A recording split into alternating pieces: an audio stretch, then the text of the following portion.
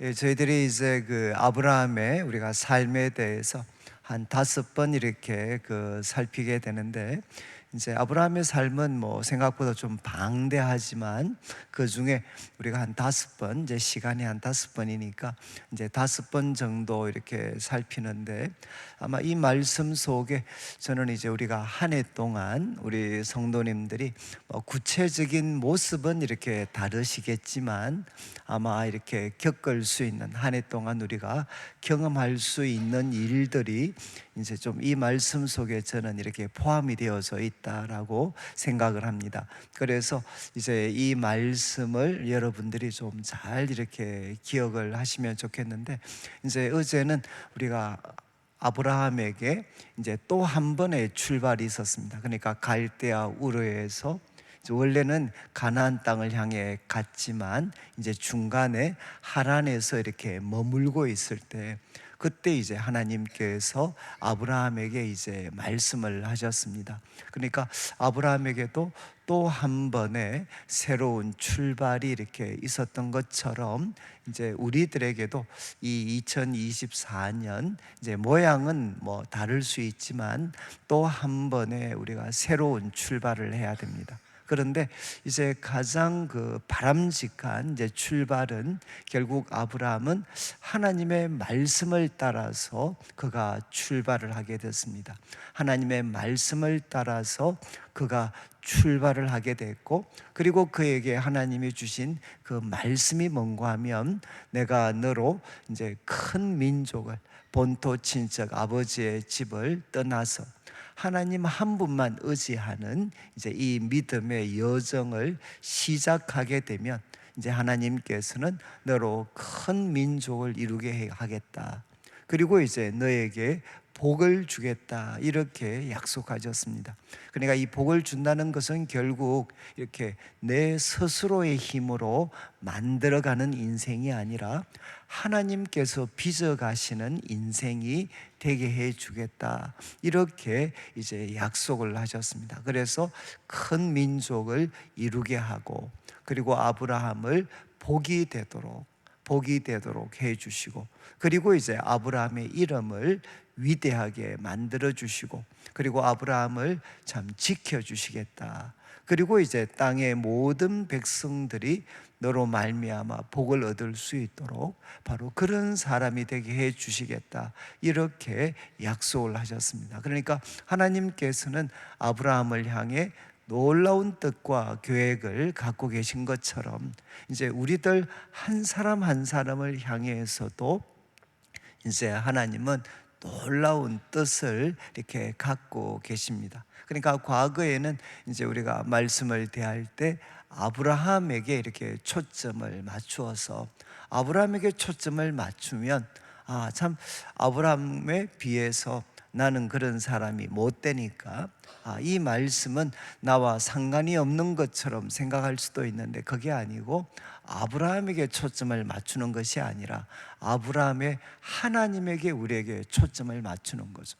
그러니까 아브라함을 이런 사람이 되게 하신 하나님, 바로 그 하나님이 바로 나의 하나님이십니다. 나의 하나님. 그래서 이제 아브라함은 말씀을 따라서 이렇게 순종하게 되었습니다.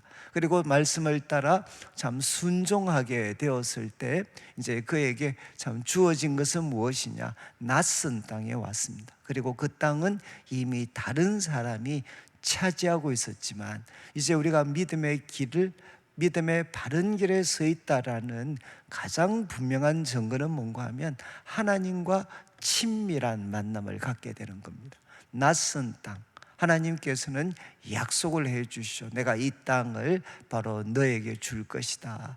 하나님께서는 말씀하시고, 그리고 아브라함은 바로 아무도 하나님을 향해 예배 드린 적이 없던 바로 그 땅에서 이제 첫 번째 예배자로 아브라함은 살아가게 됩니다.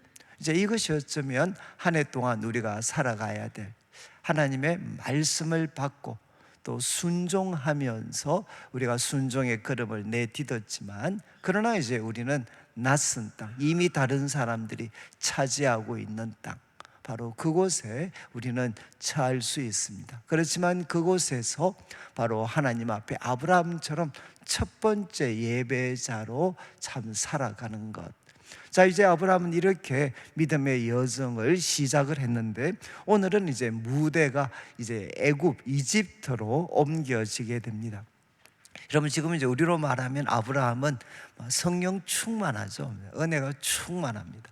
낯선 땅에 말씀에 순종을 했고, 그리고 낯선 땅이었지만 하나님께서 이 땅을 주겠다고 약속을 하셨고, 그리고 이제 하나님을 향해 마음을 다해서 참 예배자로 그는 살아가고 있었습니다. 그런데 10절 말씀에 보면 이제 그 땅에 기근이 들었다, 이렇게 기록을 합니다. 그리고 10절 마지막에도 그 땅에 기근이 심하였다. 이제 그 땅에 기근이 들었고 또 그 땅에 기근이 심하였다, 이렇게 기록을 하고 있습니다. 이 말씀을 통해서 보면 아무리 아브라함이 이렇게 은혜가 충만하고 또 말씀에 충만한 그런 삶을 산다 할지라도, 여러분, 그의 삶에 바로 심한 기근과 같은 이런 어려움들이 찾아오게 되는 거죠. 그러니까 이제 우리도 한 해 동안 믿음으로 이렇게 출발을 하고 또 하나님이 주신 말씀, 은혜에 입각해서 우리가 살아가지만, 우리가 살아가는 이 땅에는 이제 우리가 예상하지 못했던 그런 참 큰 어려움들이, 이제 심한 기근들이 우리에게 찾아올 수가 있습니다. 그러니까 이 말씀을 통해서 우리는 충분히 예상할 수 있죠. 우리가 지금까지 살아오면서 또 경험을 했고, 이제 올해도 우리들의 삶에 또 예상하지 못했던 그런 문제들이 우리들의 삶에 찾아올 것입니다. 그런데 그때 이제 아브라함은 어떻게 반응을 했는가? 이제 아브라함은 애굽에 거류하려고 그리로 내려갔다, 이렇게 이제 성경은 기록을 하고 있습니다. 근데 이거는 너무 어떻게 보면 자연스러운 반응이죠. 자연스러운 반응. 여러분이 이제 심한 기근이 일어났다, 심한 기근이 있었다라고 하면 이제 아브라함은 유목민입니다. 유목민. 그러니까 이제 양을 이렇게 치게 되는 유목민이었는데, 바로 그 땅에 기근이 들어서 바로 이 가축들에게 줄 수 있는 풀들이 전혀 없다, 그러면 이것은 삶의 치명적인 그런 참 위기를 맞이하게 되는 거죠. 결국 우리 시대에는 심한 그런 극심한 불경기가 이제 찾아오게 된 겁니다. 극심한 그런 불경기가 찾아왔을 때, 그러면 해결책은 무엇이겠습니까? 물이 있는 곳으로 가야 되는 거죠. 안정적으로 물이 공급될 수 있는 곳에 가야 아브라함은 살 수가 있습니다. 그것이 어딘가 하면 바로 이제 이집트죠. 이집트. 왜냐하면 이집트에는 나일강이라고 하는 정말 세계에서도 가장 큰 그런 강이 있습니다. 그러니까 그곳에는 아무리 가물어도 그 나일강이라는 큰 강이 있으니까 물을 안정적으로 공급을 받을 수가 있습니다. 그러니까 이제 이 이집트로 가는 것은 너무 어떻게 보면 자연스러운 선택일 수가 있습니다. 그런데 이제 이 어떤 아브라함의 선택은 어떻게 보면 자연스러운 선택이지만, 그러나 이제는 하나님 말씀을 따라갔던 아브라함, 이 아브라함한테는 이제 몇 가지 문제가 있는 거죠. 첫 번째, 아마 아브라함은 이렇게 갈 때 생각을 했을 겁니다. 하나님께서 분명히 내가 지금 이 기근 때문에 이집트에 내가 내려가지만, 그러나 이제 가뭄 끝나면 다시 돌아올 거다. 내가 돌아오면 되지. 영구히 떠나는 것도 아니고, 내가 이 가뭄이 있는 동안 잠깐 가서 그러다가 가뭄이 끝나면 돌아오면 되지. 우리로 말하면 지금 이제 삶이 이렇게 여러 가지 어렵고 힘이 드니까 좀 표현이 그렇긴 하지만 주의를 지키는 이런 문제, 이런 것도 조금은 이렇게, 아니 내가 돈 좀 벌고, 그리고 학생들 같으면 성적이 좀 오르고, 그리고 진학 같은 것들이 결정이 되고, 그리고 또 집안 사람들과 마찰 같은 거 좀 없애고, 그래서 좀 안정이 되면 내가 다시 돌아오겠습니다. 뭐 그런 것과 어쩌면 좀 비슷할 수가 있죠. 여러분, 하나님께서는 분명히 아브라함한테 이 땅을 너에게 주겠다라고 말씀하셨는데, 아브라함은 이제 이 땅을 떠나게 됩니다. 지금 이제 이 아브라함, 또 앞으로 우리가 만나는 구약의 인물들 가운데서 참 이렇게 결국 가나안 땅을 떠난다는 것은 하나님을 떠난다는 것과 거의 같은 의미가 되는 거죠. 자, 그는 이제 또 하나님을 결국은 떠나게 되고, 그리고 또 이제 아브라함은 참 낯선 땅에서 하나님과 이렇게 친밀한 그런 만남을 가졌는데, 그런데 이 이집트로 가는 선택을 할 때 여러분, 하나님께 이렇게 묻는 그런 하나의 장면들을, 또 그런 느낌을 우리가 가질 수가 없죠. 하나님께서 인도하셔서 이집트로 갔는가, 아니면 아브라함이 바로 자신의 생각, 스스로의 생각에 의해서 이제 이집트로 갔는가? 그것은 아무래도 우리가 뒤에 일어나는 사건들을 통해서 볼 때는 여러분 후자 쪽이죠. 후자 쪽. 하나님께 물어서 하나님이 지시해서 이 선택을 했다기보다는 여러분 이제 그 아브라함이 자신의 생각을 따라서 이제 이 선택을 하게 됩니다. 여러분, 제가 이제 성경에서 계속 말씀을 드렸지만 이 죄라는 것의 핵심, 죄라는 것의 핵심은 결국 뭔가 하면 하나님의 말씀을 따르는 삶이 아니라 여러분 자신의 생각을 따르는 것, 각자 제 길로 가는 것, 이것이 죄의 핵심입니다. 죄의 핵심. 그러니까 이것은 단순하게 도덕적인 의미를 넘어서는 겁니다. 우리는 죄를 도덕적이고 윤리적인 것이라고 생각을 하는데 현상은 그게 맞습니다. 그렇지만 그 핵심은 뭔가 하면 여러분, 하나님께서 말씀으로 정하신 그 뜻, 그 하나님의 뜻과 길을 버리고 나의 뜻과 나의 길을 선택하는 것, 이것이 죄의 핵심입니다. 그러니까 가장 윤리적이고 도덕적으로 무난한 삶을 살지만 하나님 보실 때는 바로 악인 삶이 있죠. 죄가 되는 삶이 있죠. 지금 이제 아브라함은 결국 하나님께 묻는 대신에 이제 자신의 생각을 따라서 이제는 물이 넘치는 안정적으로 공급되는 이제 이집트를 향해 가기로 그가 선택을 하게 됩니다. 자, 이렇게 선택을 했을 때 이제 11절을 보시면 결국 한 가지는 해결이 됐습니다. 이제 물은 안정적으로 공급을 받을 수 있죠. 그렇지만 이제 어떤 문제가 결국 이렇게 생기게 되나? 여러분, 결국 물은 안정적으로 이렇게 공급을 받을 수 있지만 여러분, 새로운 또 문제, 정말 이렇게 가난에 있을 때는 참 고민할 필요가 없었던 새로운 문제에 부딪히게 됩니다. 그 11절을 보시면 이제 그가 애굽 가까이 이르렀을 때 이제 참 그의 아내 사레에게 말하는데, 내가 알기에 그대는 참 아리따운 여인이다. 그러니까 정말 그 말씀을 따라서 애굽에 갈 때는 이 부분을 고민할 이유가 없었습니다. 그런데 애굽에 많은 사람들이 안정적으로 머물러 있는 그 이집트로 가게 될 때 이제 아내에 대한 부담이 생기게 된 거죠. 아내가 이렇게 참 아리따운 여인이다. 그러면 여러분, 지금 사회와 지금 이건 최소한 한 3,500년 이전 하나의 역사니까 정말 이렇게 지금보다는 훨씬 더 좀 편히 그런데 야만적이죠. 야만적. 그런 어떤 세상 속에서 아름다운 아내를 가진 사람이 바로 낯선 땅에 간다는 것 자체는 그것은 엄청난 위기를 내포하고 있습니다. 그러니까 이제 12절에 이제 사례에게 이야기를 하는 거죠. 애굽 사람이 그대를 볼 때 이러기를, 이는 그의 아내니까 바로 나는 죽이고 그대는 살리는 이런 일들이 일어날 거다라고 아브라함이 이야기를 합니다. 그래서 13절에 이제 사라한테, 사라에게 요청을 하죠. 그대는 나의 아내라고 하지 말고 나의 누이라고 해라. 그러면 이제 나도 살고 결국 당신도 살 수 있지 않느냐, 이렇게 이제 이야기를 하게 됩니다.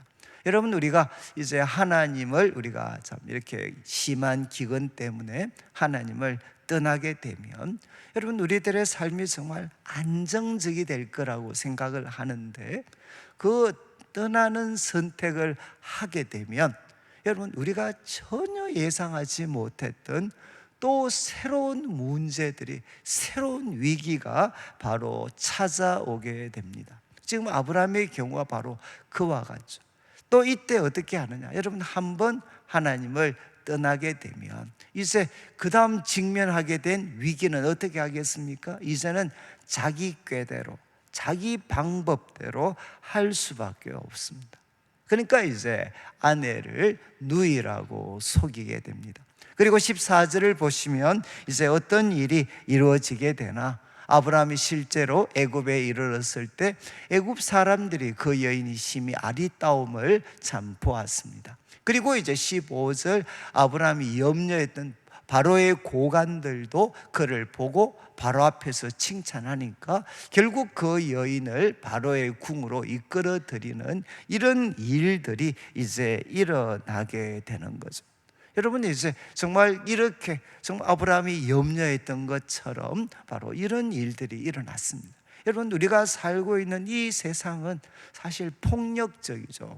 힘이 있는 사람이 힘이 없는 사람들이 갖고 있는 좋은 것들을 보면 결국 그들이 가지고 있는 힘으로 빼앗아 버리는, 여러분, 빼앗아 버리는 것이 우리가 살고 있는 이 세상입니다. 그래서 하나님께서 아브라함에게 분명히 약속하셨죠. 너를 축복하는 자에게는 내가 그를 축복하고, 바로 너를 저주하는 자에게는 내가 저주하겠다. 하나님께서 지켜주시겠다 약속하셨기 때문에 이 약속을 그가 받았다면 조금은 다른 선택을 할 수도 있었을 텐데, 이제 하나님을 떠났으니까 그는 계속해서 자기 생각, 자기 방법대로 하다가 결국 어떻게 되느냐, 한편으로는 삶이 좋아지는 것 같지만 점점 어떻게 되느냐, 스스로의 힘으로는 헤어나올 수 없는 수렁에 빠지게 됩니다. 그래서 결국 15절 마지막은 어떻게 되느냐, 이제는 그 여인이죠, 아브라함의 아내 사례를 바로 바로의 궁으로 이끌어 들이게 됩니다. 그러니까 참 이제는 결국 아내를 빼앗기게 되는 거죠. 빼앗기게 되는 거예요. 그런데 또 놀라운 것은 16절, 이런 일이 일어났을 때 이제 바로가 아브라함에게 어떻게 했느냐, 정말 아브라함이 생각했던 대로 이제 오빠니까 바로 이렇게 아름답기 때문에 바로 궁궐에 들였던 이 사례 오빠니까 당연히 이제 아브라함을 후대하게 되는 거죠. 후대에서 아브라함은 이제 더 큰 부자가 됐습니다. 양과 소와 노비, 암수, 나귀, 그리고 낙타를 이렇게 얻게 되었습니다. 여러분, 지금 이제 아브라함, 이 이집트에 도착한 아브라함은 또 한 번 이제 자신의 생각을 따라서 선택을 하게 되었습니다. 그러니까 그 선택을 해서 그가 기대했던 것처럼 아내도 살고 자기도 살고, 그리고 자기는 더 많은 그런 소유를 얻게 됐습니다. 이제 부를 얻게 됐습니다. 1년은 이제 분명히 성공한 것 같죠. 그렇지만 아브라함이 잃어버린 것이 무엇입니까? 아브라함은 가장 귀한 것을 결국 잃게 됩니다. 뭐 말할 필요도 없이 이제는 아내를 잃게 되는 거죠. 이제 아내를 잃어버리게 될, 상실할 그런 위험에 놓이게 되고, 여러분, 근데 아브라함에게 아내는 무엇입니까? 하나님이 아브라함에게 주었던 가장 약속의 그 핵심은 뭔가 하면 너로 큰 민족을 이루게 하겠다라는 것이 하나님이 아브라함에게 주신 약속이었는데, 그 약속은 여러분 큰 민족을 이루려면 누구를 통해서 되겠습니까? 바로 사례를 통해서 가능한 거죠. 그런데 아내 사례를 잃었다는 것은 결국 무엇이냐? 그에게 주신 하나님의 놀라운 약속, 그 약속을 그가 스스로 포기해 버렸다는 겁니다. 그렇지 않나요? 아내를 잃게 되고, 그리고 또 하나님 말씀을 따라서 갈대아 우르에서, 그리고 또 하란에서 가나안까지 왔는데, 결국 그 스스로는 이제는 어떻게 되었느냐? 바로 하나님, 이제 하나님의 약속까지도 그는 이제 다 상실하게 되는, 잃어버리게 되는 그런 위험에 떨어지게 됩니다. 그리고 이제 아마 이거는 우리가 추측이겠지만, 이제 아브라함에게는 더 이상 분명히 부자가 됐습니다. 아내도 살아있고 자기도 살아있고. 그렇지만 그에게 무엇이 사라져 버리느냐? 소위 하나님과 친밀한 만남을 가질 때 우리가 가질 수 있는 이 영혼의 기쁨이 사라져 버립니다. 영혼의 기쁨, 이것은 성경에 명기되어 있지 않죠. 그렇지만 우리가 생생하게 느낄 수 있는, 하나님은 말씀하시고, 낯선 땅에서 하나님은 말씀하시고, 또 우리는 하나님 앞에 마음을 다한 예배자가 되는, 그때 누리는, 여러분, 우리 영혼의 기쁨이 있습니다. 그런데 그 영혼의 기쁨을 이제 아브라함은 더 이상 가질 수가 없습니다. 여러분, 이제 아브라함이 참 이렇게 믿음 충만했었는데, 그런데 삶에 갑작스런 위기가 찾아왔을 때, 여러분, 이제 너무 쉽게 하나님을 떠나는, 그리고 자기 생각대로 행하는 선택을 하게 되고, 그리고 한번 그 선택을 하게 되면 점점 이제 아브라함은 수렁에 빠지게 됩니다. 이제 바로 이집트에 도착할 때 또 자기 꾀를 부려서 이제 아내를 누이라고 속이게 되고, 그래서 결과는 분명히 아내도 살고 자기도 살아있지만 이제는 아내를 잃어버리게 되고, 그리고 자기에게 주셨던 하나님의 놀라운 약속도 그는 결국 포기해야 되는 상황이 되고, 그리고 이제 부자는 되었을지 모르지만 그에게 영혼의 기쁨을 찾아볼 수 없는 이런 상황 속에 놓이게 됩니다. 자, 그런데 이제 17절을 보시면 이제 소위 반전이 일어나는 거죠. 반전. 그런데 이제 17절에 처음, 우리 오늘 본문에서는 처음 어떤 단어가 등장하느냐? 여호와라는 단어가 등장합니다. 여호와께서, 아브라함은 이렇게 행동을 했는데, 아브라함은 자기 꾀대로, 그리고 하나님을 떠나는 선택을 했는데, 그런데 여호와께서는 어떻게 했느냐? 아브라함의 아내 사레의 일로 바로와 그의 집에 큰 재앙을 내리셨다. 여러분, 갑자기 이제 여호와께서 등장을 하고, 그리고 이제 아브라함의 아내 사레의 일로 바로와 그의 집에 큰 재앙을 내리셨다. 이제 그냥 우리가 이렇게 추측을 하는 거죠. 추측을. 저는 두 가지 해석이 다 가능한데, 어떻게 여호와께서 바로 큰 재앙을 바로와 그의 집에 이렇게 내리셨는가? 여러분이 이제 아마 두 가지 하나 입장이 있습니다. 하나는 성경에는 기록이 되지 않았지만 바로 이런 상황에 놓였을 때 아마 아브라함도, 그리고 바로의 궁에 들어갔던 사례도 결국 하나님 앞에 이렇게 참 부르짖지 않았겠느냐.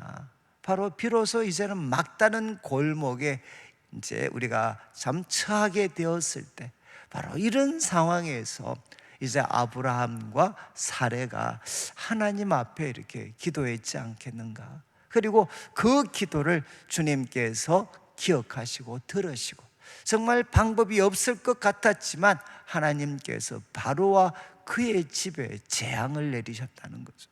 여러분, 누가 뭐 이렇게 특공대를 조직해서 사례를 탈출시킨 것도 아니고, 방법이 없잖아요. 정말 낯선 땅에, 그리고 왕이 자기 아내를 데리고 갔는데 그것도 누이라고 속여서, 정말 바로는 아무 그런 나쁜 마음 없이 그냥 너무 자연스럽게 자기 아내를 데리고 갔죠. 그런데 이제 하나님께서 바로와 그 집에 큰 재앙을 내리셨습니다. 그리고 이제 18절을 보시면 18절에 바로가 아브라함을 부르죠. 너가 어찌 나한테 이렇게 행했느냐? 그리고 이제 묻습니다. 왜 그를 내 아내라고 내게 말하지 않았느냐? 여러분, 이렇게 정말 바로가 아브라함을 이렇게 탓하면서 19절을 보시면 이제 29절 이렇게 이야기합니다. 너가 어찌 그를 누이라고 해서 내가 그를 아내 삼게 했느냐. 그리고 표현을 합니다. 내 아내가 여기 있으니까 이제 데려가라. 여러분, 내 아내가 여기 있으니까 이제 데려가라. 원래는 이까지만 끝나도 이제 아내는 데리고 가고 그 다음 뭐가 나와야 될까요? 너가 그렇지만 너는 나를 속인 죄로 너는 이제 소위 엄벌을 받아야 되지 않겠습니까? 그런데 20절을 보시면 이제 어떤 상황이 되느냐. 바로가 사람들에게 그의 일을 명하고 그들이 그와 함께 그의 아내와 그의 모든 소유를 보내었더라. 여러분, 지금 참 놀라운 일이죠. 아내만 보낸 게 아니고 아브라함이 원래 가졌던 소유, 그리고 거기에다가 또 바로가 지금 살해 때문에 아브라함에게 후대에서 준 또 많은 그런 소위 양과 소 또 소유가 있습니다. 정말 이것까지 다 그냥 빼앗지 않고 그것까지 다 보내주게 되는 이런 일이 일어나게 됐다는 겁니다. 여러분, 아마 이제 바로가 어떻게 이런 선택을 했을까? 아내는 돌려주지만 소위 자기를 속인 그런 죄 때문에 소위 말해서 이제 그 주었던 걸 빼앗거나 아니면 또 다른 벌을 주거나 하는 것이 정상인데 아내도 돌려보내고 또 그가 주었던 소유까지도 그냥 빼앗지 않고 다 더해서 그를 보내어주는 이런 호의를 베풀게 됩니다. 여러분, 어떻게 바로가 이런 선택을 했겠습니까? 물론 하나님께서 그에게 지시를 했겠지만 여러분, 분명히 아마 바로는 알았을 것 같아요. 이 어떤 아브라함, 그리고 이 소위 어떤 아브라함과 이 사례는 누구냐? 바로 이제 참 그는 누군지 정확하게 알지 못하지만 하나님이 함께 하시는 사람, 분명히 자기에게 거짓말을 하고 이런 어떤 불완전한 이런 사람인데도 정말 이 사람 배후에는 누가 있느냐? 하나님이 계신다라는 것을 그가 느꼈기 때문에 여러분, 벌 주어야 될 아브라함한테 호의를 베풀게 되는 이런 일들이 일어나게 된 거죠. 여러분, 그렇다면 어떻게 아브라함한테 이런 소위 전화위복의 사건이 일어났겠습니까? 앞에서 말씀드렸지만 하나는 아마 추측할 수 있는 가능성은 아브라함과 사라가 정말 이 어떤 소위 상황, 이 깊은 상황 속에서 바로 하나님 앞에 부르짖었을 거다라는 것을 우리가 추측할 수 있고, 또 하나 분명한 것은 아마 아브라함이, 모르겠어요, 저는 아브라함이 부르짖었을까, 부르짖기도 했을 것 같고, 어쩌면 또 아브라함은 포기했을지도 모르겠어요. 제가 저번에 말씀 보면서 제 개인적으로는 아브라함은 제가 볼 때 기도 별로 안 했을 것 같아요. 기도를 했으면 제가 볼 때는 사레가 했지 아브라함이 했을 것 같지는 않고. 여러분, 그렇지 않을까? 이 사례가, 여러분, 사례 입장에서 이게 무슨 날벼락이고 이게 뭡니까 도대체? 여러분, 그러니까 이 사례가 하나님 앞에 참 기도를 했을 거고, 또 어쩌면 아브라함도 기도했을 수 있겠죠. 그렇지만 또 한 가지 분명한 가능성은 아브라함의 기도가 이거를 가져왔다라기보다는, 여러분, 아브라함은 신실하지 못했지만 하나님은 신실하셨습니다. 여러분, 이게 이제 아브라함의 이야기가 보여주는 가장 생생한 가르침이고 교훈이고, 여러분, 이제 한 해를 시작하면서 우리가 담대하게 시작할 수 있는 그 소위 근거가 되는 게 무엇이냐? 성경에 나타난 하나님은 우리의 신실함에 비례해서 행동하시는 분이 아니라는 겁니다. 여러분, 우리들의 신실함에 비례해서 행동하시는 하나님이 아니다.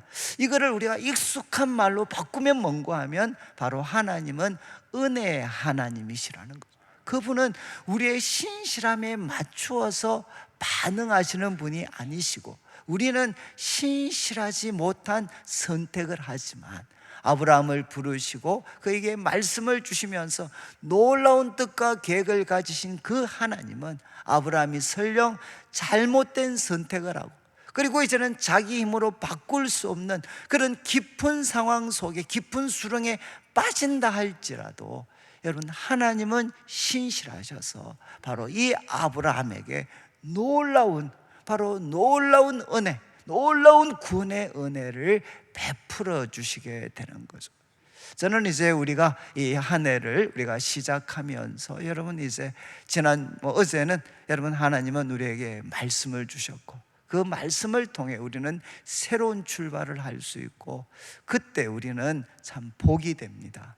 그리고 이 하나님을 따라갈 때 낯선 곳에서 하나님과 친밀한 예배 만남을 가질 수 있습니다. 근데 오늘 가르침의 핵심은 무엇이냐? 여러분, 우리는 신실하지 못하지만 우리의 하나님은 끝까지 신실하신 분이십니다. 이것이 뭔가 하면 우리에게 믿음의 내용이 되는 거죠. 믿음의 내용. 여러분, 예수님의 십자가를 통해 보여주는 게 무엇이죠? 우리는 그 하나님을, 그 하나님의 아들을 죽이는 자였지만 하나님은 어떻게 하셨습니까? 바로 우리들의 죄를 자신이 짊어지셨습니다. 바로 여기에서 우리는 죄인이었지만 하나님이 은혜로 바로 우리를 구원하시고 사랑하시는, 이게 누군가 하면 성경에 나타난 하나님이죠. 우리가 섬기는 하나님이십니다. 지금 이제 아브라함의 이야기가 생생하게 보여주는 것은 무엇이냐? 아브라함은 신실하지 못했지만 여러분, 바로 아브라함의 하나님은 그에게 끝까지 신실하셨습니다. 이제 오늘 말씀을 좀 마무리하면서 먼저는 여러분, 우리가 여러 가지 교훈을 얻을 수 있겠죠. 먼저는 이제 우리가 신앙생활 잘하고 있지만 여러분, 올 한 해 동안 또 예상치 못하는 위기와 어려움이 찾아올 겁니다. 근데 그때 여러분들이 자신의 생각을 의지하지 말고 하나님께 물을 수 있는 사람이 되셔야 됩니다. 제가 말씀드렸지만 고생하고 고치는 길이 있고 하나님의 말씀을 통해 배워서 고치는 길이 있습니다. 여러분, 지금 이제 아브라함처럼 또 해보고 고치는 것보다는 말씀을 통해 내가 믿음의 길에 서 있지만 또 예기치 못하는 분명한 어려움이 올 때 하나님을 원망하거나 두려워하지 말고 신실하신 하나님께 묻는 자가 되어야 되죠. 그리고 또 아마 이 가운데 이제는 경제적인 어려움이나 여러 가지 변화의 직면에서 이 새해에는 하나님을 떠나려 하는 선택을 하는 사람들도 아마 있을 것 같습니다. 그런 분들도 기억하셔야 됩니다. 당장은 편하지만 여러분, 우리는 더 깊은 수렁에 빨려 들어가게 됩니다. 아브라함의 이야기가 보여주는 것처럼 여러분, 당장 물도 얻을 수 있고 당장 돈도 얻을 수 있지만 가장 귀한 것을 결국은 잃어버리게 되는 정말 깊은 수렁에 빠지게 된다는 것, 여러분 꼭 기억하셔야 돼요. 그리고 세 번째, 이제 깊은 수렁에 빠진 사람들은 어떻게 해야 되겠습니까? 신실하신 하나님을 의지하셔야 됩니다. 여러분, 우리는 정말 내가 나의 신실함에 비례해서 하나님이 대하시는 분이 아니고, 하나님은 누구시냐? 우리는 신실하지 못하지만 그분은 신실하신 분이십니다. 이 은혜의 하나님을 여러분들이 굳게 의지할 때 우리들의 삶에는 어떤 일이 일어나느냐? 아무리 깊은 수렁에서도 하나님은 우리를 건지실 수가 있습니다. 이제 시편 130편 같이 한번 읽고 기도하는 시간 갖겠는데, 시편 130편 한번 이렇게 아마 아브라함이 어쩌면 다윗의 시지만 아브라함도 아마 이런 비슷한 고백을 했지 않을까. 여호와여, 내가 깊은 곳에서, 내 힘으로 빠져나올 수 없는 곳이 깊은 곳이죠. 깊은 곳에서 주께 부르짖었습니다. 2절을 보시면 이제 주여 내 소리를 듣고 부르짖는 소리에 귀를 기울여 주십시오. 그리고 3절을 보시면 여호와께서, 주께서 죄악을 지켜보실 때 누가 설 수 있겠습니까? 바로 아브라함 같은 사람이죠. 바로 하나님의 신실함이 우리의 신실함에 비례한다면 누가 설 수가 있겠습니까? 그런데 4절 정말 유명한 말씀인데, 그러나 사유하심, 이건 용서입니다. 용서하심이 주께 있음은 주를 경외하게 하려 함이니이다. 여러분, 바로 주님에게 무엇이 있느냐? 사유하심이 주님께 있습니다. 우리 주님은 용서의 하나님이시죠. 그래서 5절을 보시죠. 5절, 그래서 나 곧 내 영혼은 여호와를 기다리며 나는 주의 말씀을 바라는도다. 여러분, 이것이 수렁에 빠졌거나 삶의 위기 앞에 놓일 때 우리가 가져야 될 자세가 됩니다. 여호와를 기다리고 주의 말씀을 바라는도다. 그리고 6절에 이렇게 고백하죠. 파수꾼이 보초를 서는 사람이 아침을 기다림보다 내 영혼이 더 주님을 기다립니다. 파수꾼이 아침을 기다림보다 더 합니다. 이렇게 시인은 고백하고 7절 말씀, 이제 이스라엘아 여호와를 바라라. 그분에게 무엇이 있습니까? 두 가지죠. 인자하시면 은혜입니다. 그분에게는 은혜와 풍성한 회복이 있습니다.